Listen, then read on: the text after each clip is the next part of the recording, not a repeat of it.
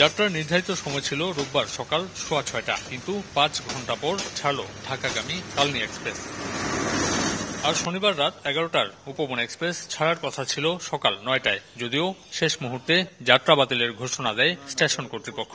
এতে ক্ষুব্ধ প্রতিক্রিয়া জানিয়েছেন যাত্রীরা। গতকালকে রাত 11:30-এ ছাড়ার কথা ছিল, তো ছাড়ে নয়।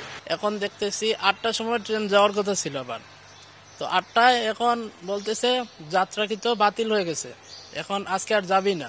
পরবর্তীতে আপডেট দিলে সকাল 6টা বা 7টার মধ্যে ছাড়তে পারে, সকাল 6টা 7টার মধ্যে ছাড়ে না। এখন আবার মাইকে ঘোষণা করলো যে আমাদের ট্রেন আজকের জন্য ক্যান্সেল করে দিয়েছে। রাতটা যেভাবে কাটছে আসলে কল্পনার বাইরে। এদিকে ট্রেন তো অফ, ট্রেন বারবার টাইম চেঞ্জ করতেছে, প্লাস আমরা বাস কাউন্টারে গেলাম, একটা বাস কাউন্টারে কোনো টিকিট নাই। এর আগে শনিবার রাত 10টার পর সিলেটের দক্ষিণ সুরমা উপজেলার জলকোটকান্দি এলাকায় লাইনচ্যুত হয় চট্টগ্রাম থেকে ছেড়ে আসা জ্বালানি তেলবাহী ওয়াগন। প্রায় 9 ঘণ্টা উদ্ধার তৎপরতার পর লাইনচ্যুত হওয়া ওয়াগন উদ্ধার করে রিলিফ ট্রেন। সচল হয় সিলেটের সঙ্গে সারা দেশের রেল যোগাযোগ। রেল কখনো ইচ্ছাকৃতভাবে কোনো ট্রেন যাত্রা বাতিল করতে চায় না।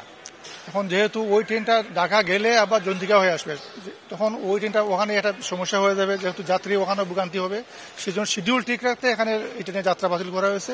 সিলেট রেলওয়ে স্টেশন থেকে প্রতিদিন ঢাকার সঙ্গে 4 জোড়া ও চট্টগ্রামের সঙ্গে 2 জোড়া আন্তনগর ট্রেন চলাচল করে।